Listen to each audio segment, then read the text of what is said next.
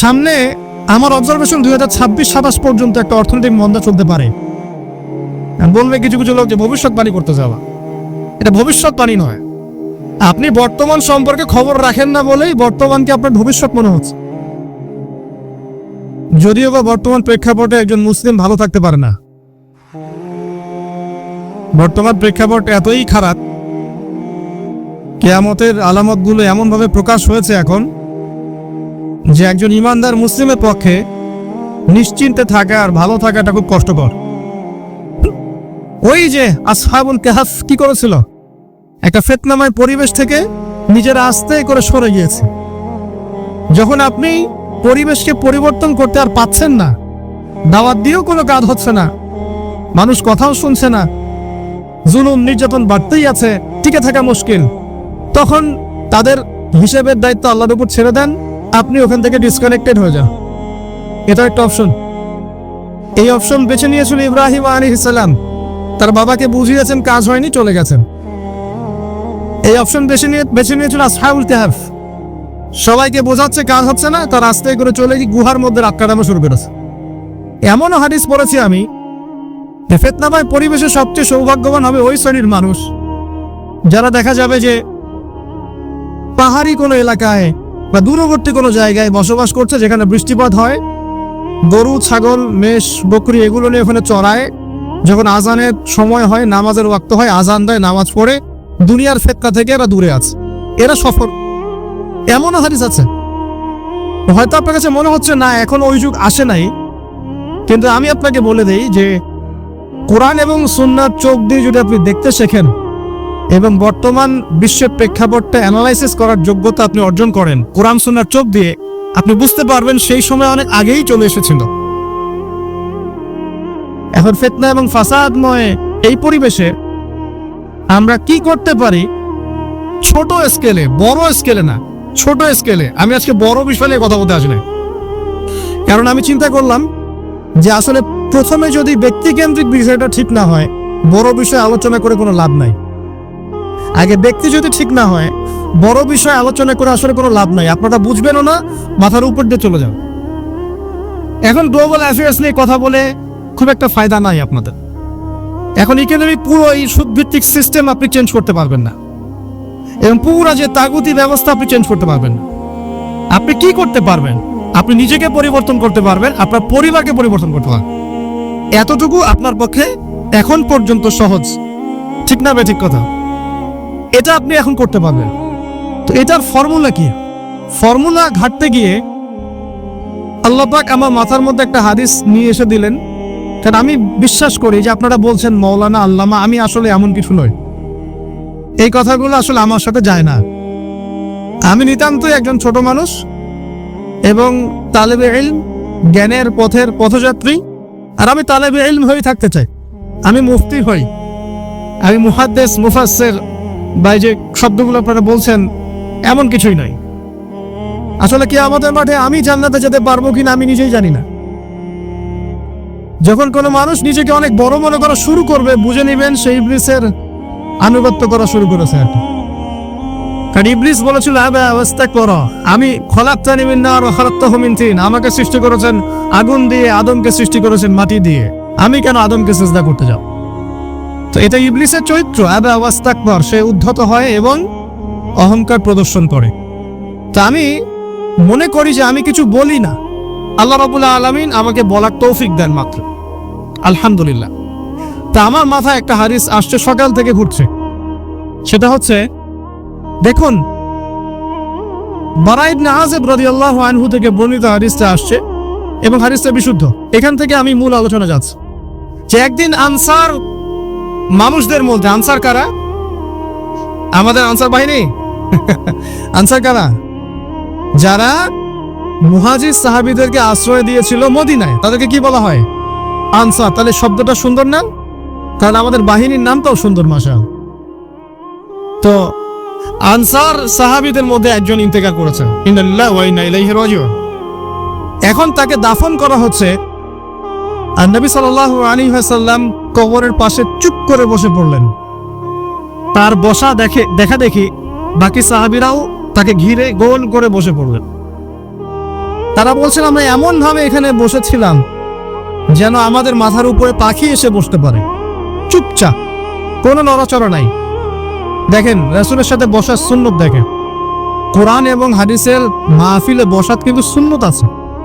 এখানে বসে দুনিয়াবি এত গল্পগুজব করা যাবে না, এই মোবাইল টোবাইল হাবিজাবি নিয়ে এত ব্যস্ত থাকা যাবে না, দিলের কান দিয়ে শুনতে হবে, ঠিক আছে? আদব আছে, না হলে কথা আপনার উপর তাসির করবে না। তারা এমন ভাবে বসেছিলেন যেন মাথার উপরে পাখি বসতে পারে, সুবহানাল্লাহ। এবার নবী করিম সাল্লাল্লাহু আলাইহি ওয়াসাল্লাম বলছেন যে যখন মাইয়িতকে কবরে শোয়ানো হয় তখন সে তাকে দাফন করে যাওয়া ব্যক্তিদের হাঁটার ঠসঠস আওয়াজ শুনতে পায়। এরপরে তাকে যখন শুইয়ে দেওয়া হয়, সে যদি মুমিন ব্যক্তি হয় তাহলে তার মাথার দিকে তার সালাত এসে দাঁড়িয়ে যায়। দুনিয়াতে আপনি যে নামাজগুলো পড়েছেন, আমি যে নামাজগুলো পড়ছি, এগুলো মাথার দিকে দাঁড়িয়ে যায়। ডান দিকে চলে আসে তার সওম, সওম মানে কি? রোজা। বাম দিকে চলে আসে যাকাত, যাকাত মানে কি? যাকাতের সাথে তো আমরা পরিচিত নই। আমরা ওই যে রাস্তাঘাটে যে দান খয়রাতগুলো ওঠানো হয় এগুলোর সাথে খুব পরিচিত, তাই না? কত টাকা কত পয়সা কি কি গান করে আর টাকা কালেকশন করে না। অনেক সময় দেখা যায় রাস্তায় যাচ্ছি আমরা গাড়ি নিয়ে, পারলে গাড়ির সামনে এসে ভেজুরে মসজিদগুলো চাকচিক্যময় হবে, মসজিদগুলো কি হবে? চাকচিক্যময় হবে, হেদায়েত উঠে যাবে এবং মসজিদের মধ্যে শোরগোল হট্টগোল বেড়ে যাবে। দেখেন না মসজিদে হট্টগোল বেড়ে গেছে না? এটা সেই যুগ। তো যেটা বলছিলাম প্রিয় ভাইরা, যে নিচের হাতে অভ্যস্ত না, উপরের হাতে অভ্যস্ত হতে হবে। এই কারণে এই যে একটা হাদিসের কথা শুরু করলাম, যে আনসার সাহাবী কারা ছিল? যারা মুহাজির সাহাবীদেরকে আশ্রয় দিয়েছে। এখন এই সাহাবীদের মধ্যে একজন ইন্তেকাল করেছে, তার লাশ যখন রাখা হচ্ছে তখন নবীজি বলছেন মাথার দিকে মাইয়াতের আসে কি? সালাত। সালাত মানে কি? নামাজ। 5 ওয়াক্ত নামাজ আজকে থেকে ছাড়বেন? ওয়াদা করেন আজকে থেকে 5 ওয়াক্ত নামাজ ছাড়বো না ইনশাআল্লাহ। একটা হাদিস খালি বলি, মান তারাকা সালাতান মুতাআম্মিদান ফাকাদ কাফারা, মান তারাকা সালাতান মুতাআম্মিদান ফাকাদ কাফারা। আবার শোনেন, قال رسول الله صلى الله عليه وسلم من ترك صلاة متعمدا فقد كفر। মুআজ বিন জাবাল রাদিয়াল্লাহু আনহু কে নবীজি বলেছেন মান তারাকা সালাতান মুতাআম্মিদান ফাকাদ বারিয়াত মিন জিম্মাতিল্লাহ।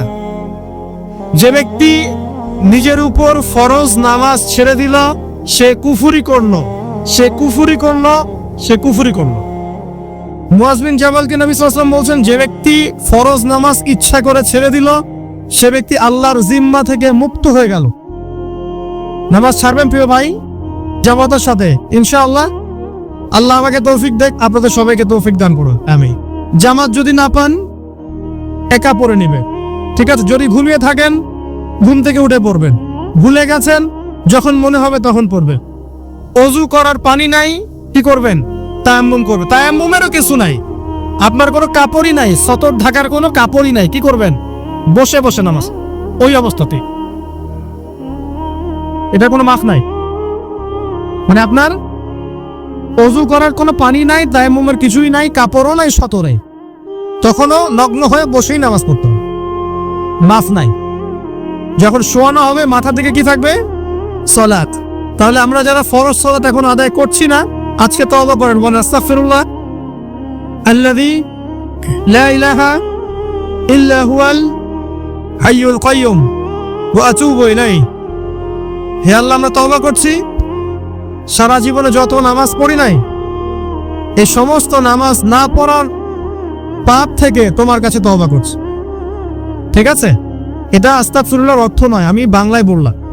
আর যদি নামাজ কাজা করে আদায় করে দিতে পারেন আলহামদুলিল্লাহ, খুবই ভালো হয়। যদি নাও পারেন তাও এখন থেকে আর কোনো নামাজ বাদ দিয়ে না, আর বেশি বেশি নফল নামাজ পড়ার চেষ্টা করেন। আল্লাহ পাক তৌফিক এনায়েত করুন। আসুন, তারপরে ডান দিকে কি? সওম। সওম মানে কি? রোজা। রমজান মাসে রোজা রাখি সবাই তো, মাশাআল্লাহ, আলহামদুলিল্লাহ। রমজান মাসে সওম রাখার পাশাপাশি বেশি বেশি নফল সওম রাখার ব্যাপারে অভ্যস্ত হওয়ার চেষ্টা করতে হবে। সবচেয়ে সেরা সওমগুলো হচ্ছে মাসের 3 দিন, আইয়ামে বীজের সম চাঁদের 13, 14 এবং 15 তারিখ।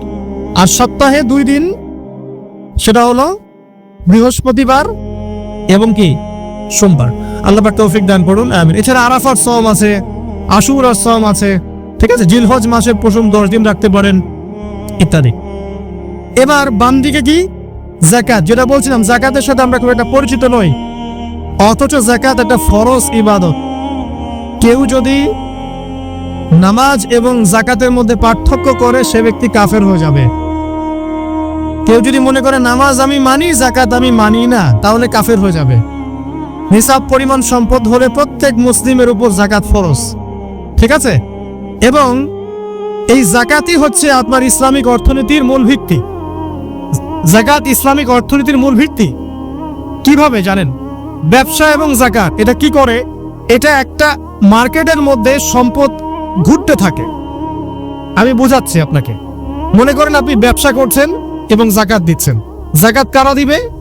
যারা যাকাতের নিসাব পরিমাণ সম্পত্তি রাখে, মানে কিছুটা ধনী তারা।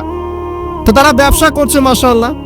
ব্যবসা যখন করে, ব্যবসায় কি থাকে? লাভ থাকে, লস থাকে, লাভ থাকে, লস থাকে। লাভও হতে পারে আপনার, লসও হতে পারে। যারা ইকোনমিক সেকশনে গবেষণা করছেন তারা ঠিক কথাই বলেছেন যে কৃষিভিত্তিক অর্থনীতি হচ্ছে আমাদের অর্থনৈতিক মন্দা দূর করার অন্যতম উপায়। ঠিক বলেছেন, আমি একমত। তো যাকাত, যেটা কথা বলছিলাম, বাম দিকে যাকাত আসবে। তো যাকাত আমরা দিব তো ইনশাল্লাহ ভাই। যাদের শোনেন, বাংলাদেশে এমন অনেক শিল্পপতি আছে যাদের একজনের যাকাতের টাকা দিয়ে একটা গ্রাম চলতে পারে। আর যাকাতের টাকা কিন্তু শুধু 1 বছরে আসবে না, প্রতি বছরেই ঘুরে ঘুরে আসবে। মনে করেন যে আপনাদের এলাকার মধ্যে অনেক বিত্তশালী আছেন, আমি দোয়া করি মন থেকে আল্লাহ পাক বিত্তশালীদের অন্তরটাকে নরম করে দিক এবং ওসমান রাদিয়াল্লাহু আনহুর মতো দানশীল করুন। আমরা দোয়া করি, আমরা কারো খারাপ চাবো, সবার জন্য হেদায়েতের দোয়া করব। টাকা থাকতে তো সমস্যা নাই, কিন্তু টাকা থেকে যদি ওসমান রাদিয়াল্লাহু আনহু হতে না পারলাম তাহলে সমস্যা। টাকা থাকতে কোনো সমস্যা নাই, ধন আপনাকে আল্লাহ দিতেই পারে। এই ধনটাকে উসমান গনি রাদিয়াল্লাহু আনহুর মতো আল্লাহর পথে বিতরণ করে দেন, ইনশাআল্লাহ আল্লাহ পাক আপনাকে জান্নাতুল ফেরদৌস দান করুন। তো অনুরোধ থাকবে, দেখেন আপনারা যদি একটা এলাকার যাকাত কালেক্ট করতে পারেন, মনে করেন কথার কথা এখানে কিছু মেয়ে আছে যারা খারাপ পথে পা বাড়িয়েছে, আমার কথা বুঝতে পারছেন? আচ্ছা, এরকম পল্লী অনেক জায়গায় আছে না? 1 বছরের যাকাতের টাকা দিয়ে সমস্ত পল্লীর মেয়েদেরকে কাজ দেওয়া সম্ভব, কর্মে আনা সম্ভব। ওদেরকে কাজের ব্যবস্থা করে দেন, ওরা কখনোই সোয়ার্কারের কাজ করবে না ইনশাআল্লাহ। কোনো মেয়ে এই কাজ করতে চায় না আমার মতে।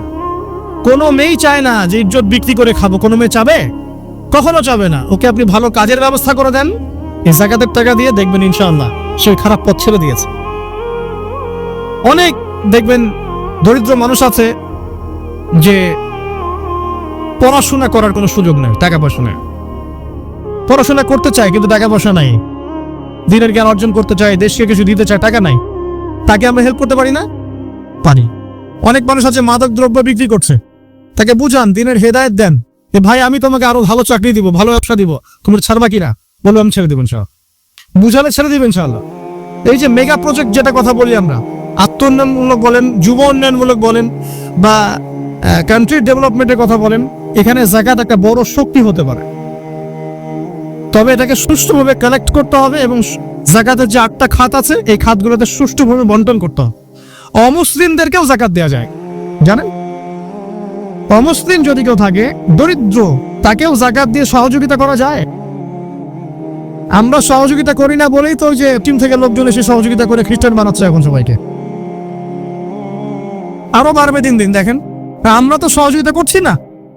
আপনার পাশে আপনার প্রতিবেশী না খেয়ে মারা যাচ্ছে, আপনি যাচ্ছেন না। এখন তো অন্য কেউ এসে যদি সাপোর্ট করে, ও তো তার দলেই ভিড়বে তখন। স্বাভাবিক, এটাই হচ্ছে এখন। আল্লাহ বোঝার তৌফিক দান করুক আমাদের। বাম দিকে মাইয়াতে থাকবে কি ভাই? যাকাত। তারপরে পায়ের দিকে চলে আসবে তার আত্মীয়তার সম্পর্ক রক্ষার ইবাদত, তার এই যে অন্যান্য দান সদকা, তার নফল আমল, তার তাসবিহ তাহলিল, তার কোরআন তেলাওয়াত ইত্যাদি পায়ের দিকে চলে আসবে। এখানে একটা হাদিস এসেছে, সূরাতুল মুলক যে ব্যক্তি রাতের বেলা তেলাওয়াত করবে, কোন সূরা ভাই? তাবারাকাল্লাযী বিয়াদিহিল মুলক ওয়া হুয়া আলা কুল্লি শাইইন কাদির। এই সূরা যে ব্যক্তি রাতের বেলা করে তেলাওয়াত করবে ইনশাআল্লাহ সূরা মুলক কবরে তার সাথে থাকবে এবং কবর আযাব থেকে সূরা মুলক তাকে বাঁচাবে ইনশাআল্লাহ।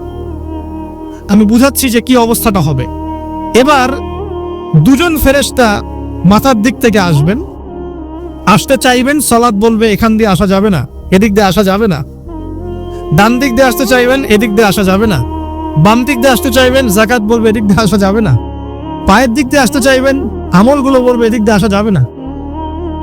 তখন যাই হোক তারা আসবেন। এটা কথা কি? এটা কথাটা হচ্ছে যে সালাতের গুরুত্ব, সে সালাত আদায় করেছে, সে আমার হক আদায় করেছে, আমি তার পক্ষে আছি, এটা পক্ষে বোঝাচ্ছে।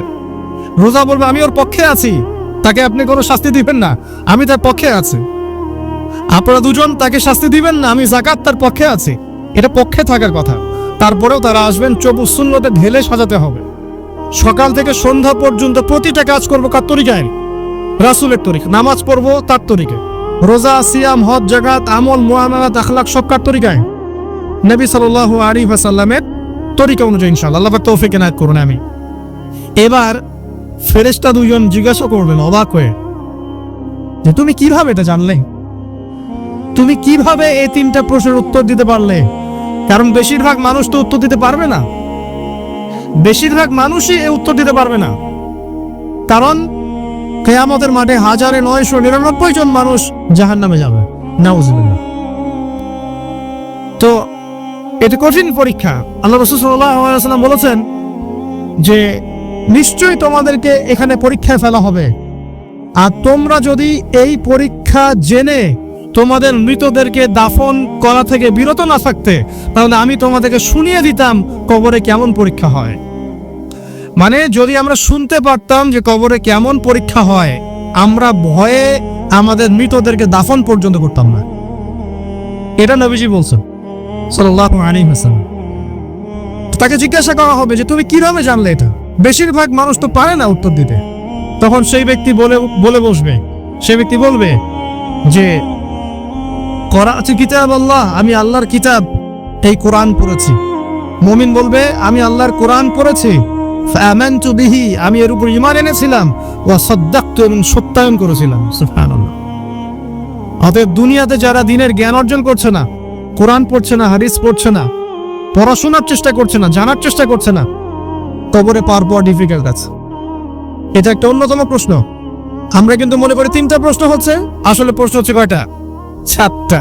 তিনটার পরে আরো একটা এক্সট্রা। কিভাবে জানলে? তোর উত্তর দিচ্ছে আমি আল্লাহর কিতাব পড়েছি, ঈমান এনেছি, সত্যায়ন করেছি। সুবহানাল্লাহ। নবী সাল্লাল্লাহু আলাইহি ওয়াসাল্লাম হাদিসের পরের অংশে বলছেন যে যখন কাফের বান্দাকে উঠানো হবে, তখন ডানেও কিছু নাই, বামেও কিছু নাই, সামনে পিছনে কিচ্ছু নাই। মাথার দিক থেকে ফেরেশতারা চলে আসবেন, উঠিয়ে বসানো হবে, প্রশ্ন করা হবে কে তোমার রব? একটাই উত্তর, লা আদরি, আমি জানি না। নাউজুবিল্লাহ। কি তোমার দিন? লা আদরি, আমি জানি না। এই যে আল্লাহর তো খবর নাই, আল্লাহ পাকের বিধান মেনে চলার কোনো খবরই নাই, পরোয়াই নাই। সে জানবে কিভাবে ইসলাম কি জিনিস? সে জানবে কিভাবে আল্লাহ কি জিনিস? ও তো আল্লাহকে চিনেই না। দিব্যি বলে বেড়াচ্ছে মহাবিশ্ব সৃষ্টি হয়েছে বিগ ব্যাং থেকে, আল্লাহ বলে কেউ নাই। মানুষ সৃষ্টি হয়েছে বান্দর থেকে, নাউজুবিল্লাহ। ওই যে ডারউইনের মতবাদ, কি থিওরি অফ এভলিউশন নাকি? হ্যাঁ, তাই তো মনে হয়। অনেকদিন আগে পড়ছি ভাই, ভুলে গেছি। তো যাই হোক, মানুষ তো আল্লাহকে চিনছে না। এখনো মানুষ মনে করছে যে আল্লাহ বলতে কেউ নাই। এবং এই মুক্ত চিন্তার নামে, বাক স্বাধীনতার নামে নাস্তিকতার যে চর্চাটা বেড়েছে বাংলায়, এটা আশঙ্কাজনক।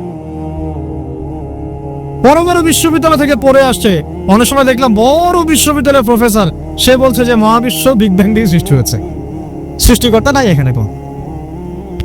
তো মুসলিম বিজ্ঞানীর একটা কথা বলতেন যে মানুষ বিজ্ঞান সম্পর্কে অল্প জানলে নাস্তিক হয়ে যায়, আর অনেক গভীর জ্ঞান অর্জন করলে আল্লাহর কাছে আত্মসমর্পণ করে। খেয়াল করে দেখবেন, ডক্টর, ইঞ্জিনিয়ার যারা বড় বড় লেভেলে চলে গেছেন, অনেক সিনিয়র, তারা কিন্তু বেশিরভাগ নামাজি দেখবেন, নামাজ পড়ে, দান সদকা করে, সমাজ কল্যাণমূলক কাজ করে। তারা কিন্তু রোগীর সেবা করতে গেলেও বলে যে নামাজ পড়িয়েন, রোজা রাখিয়েন, তারা কিন্তু বলে। অনেক ডক্টর আমি দেখেছি আমার, যারা যত বেশি গবেষণা করে তারা তত বেশি আস্তিক হয়ে যায়, আর টুটাফাটা গবেষণা করলে নাস্তিক হয়ে যাবে। কত প্রশ্ন, ইসলামে এটা কেন, ওইটা কেন, ইসলামে বহুবিবাহ কেন, হ্যাঁ ইসলামে কি পর্দার বিধান কেন, স্বাধীনতা নাই কেন, কত প্রশ্ন, ইসলামের এগেইনস্টে কত তীর এখন ছোড়া হচ্ছে। তো এই ব্যক্তি কেমন করে উত্তর দিবে যে মাহদিনুক, তোমার দিন কি? আল্লাহর দিকে কত প্রশ্ন ছোড়া হচ্ছে, কত শিরকের পাপ আমরা করছি, অনেক সময় মুসলিম হয়েও শিরকের পাপ করছে। কিভাবে উত্তর দিবে মান রব্বুক? 3 নাম্বার প্রশ্ন যখন করা হবে এই ব্যক্তিকে, দেখো দেখি, সে বলবে যে আমি জানি না এই ব্যক্তিকে, তবে শুনেছিলাম, মানুষের মুখে শুনেছিলাম, মানুষ যা বলতো আমি তাই বলতাম। মানে সে রাসূল সাল্লাল্লাহু আলাইহি ওয়াসাল্লামের নাম শুনেছিল হয়তোবা, কিন্তু তার সুন্নত বা আদর্শ কখনো মেনে চলে নাই, পারল না। এবার জান্নাতি ব্যক্তি হলে কি হতো? ওই যে সূর্য ডুবছিল যেখানে, তার দৃষ্টির সীমা পর্যন্ত কবরকে প্রশস্ত করে দেওয়া হতো এবং জান্নাতের একটা দরজা তার কবরে খুলে দেওয়া হতো।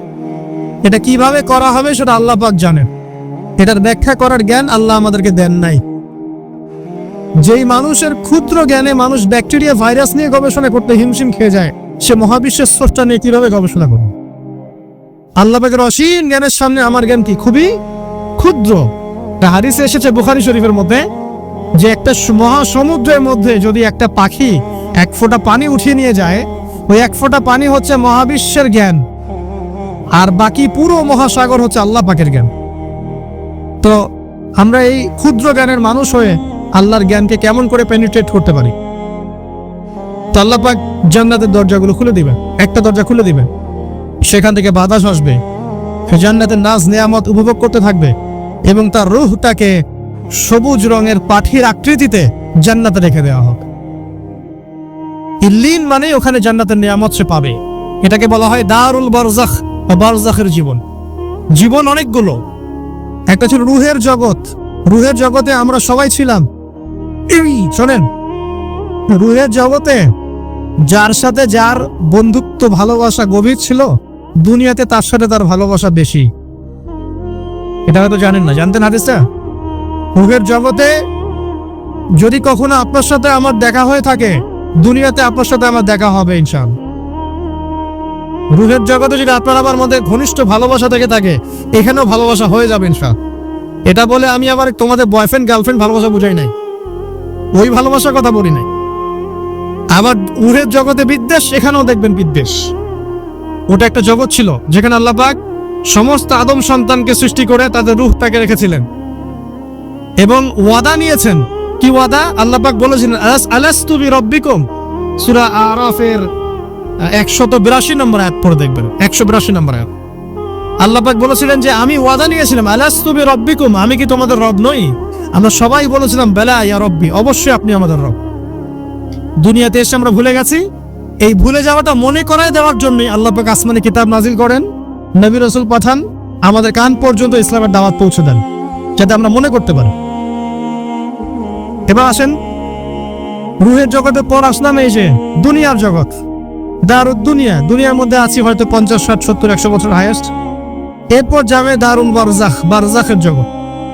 পাপী ব্যক্তি হলে জাহান্নামের দরজা খুলে দেওয়া হবে আর জাহান্নামের সে আযাব ভোগ করতে থাকবে, এবং পুণ্যবান ব্যক্তি হলে জান্নাতের দরজা খুলে দেওয়া হবে এবং এর নাজ নেয়ামত সে ভোগ করতে থাকবে।